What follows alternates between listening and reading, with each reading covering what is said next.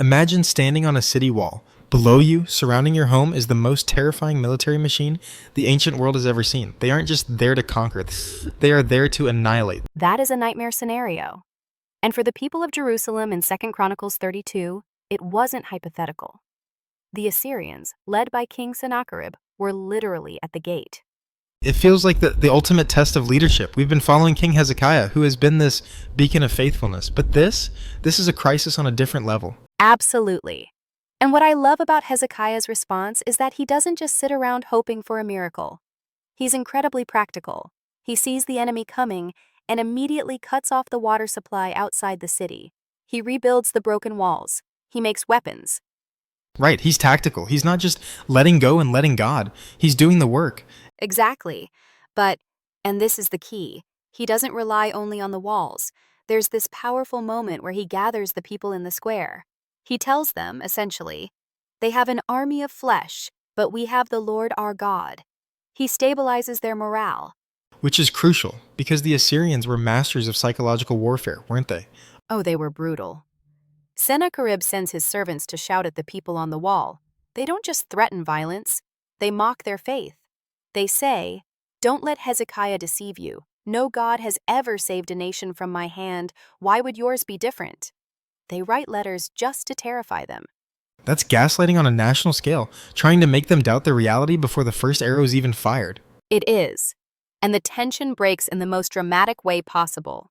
Hezekiah and the prophet Isaiah cry out to heaven. And in one night, the dynamic flips. An angel decimates the Assyrian leadership and their army. Sennacherib goes home in shame and gets assassinated by his own sons.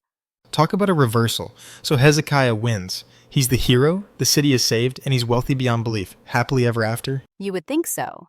But success is often more dangerous than failure. After the war, Hezekiah gets sick, is miraculously healed, but then his heart gets proud. The classic downfall. He starts showing off. When ambassadors from Babylon come to visit, he shows them everything. The silver, the gold, the armory. It's like he's saying, "Look what I accomplished." He forgets that he was on his knees begging for help just a short while ago. And Babylon taking notes there is terrifying foreshadowing. It really is. But let's shift gears to the next generation, because if you thought Hezekiah's pride was a problem, his son Manasseh is a total train wreck.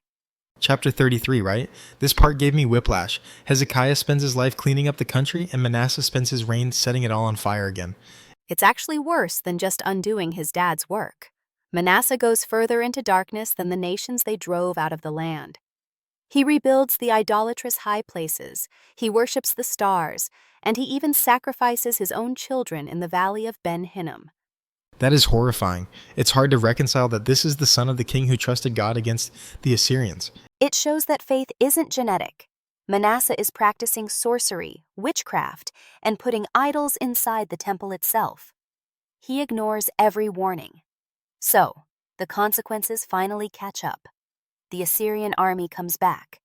And this time there's no angel to save the king? No, they capture Manasseh. And the text is graphic.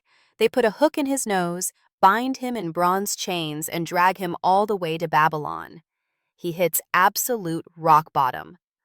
Honestly, it feels like he deserves it. Most people would say so. But here is the plot twist that makes this story profound. In that dungeon in Babylon, in total distress, Manasseh breaks. He humbles himself completely. He prays to the God of his fathers. And does God answer after the witchcraft and the child sacrifice? He does. That's the shocking part.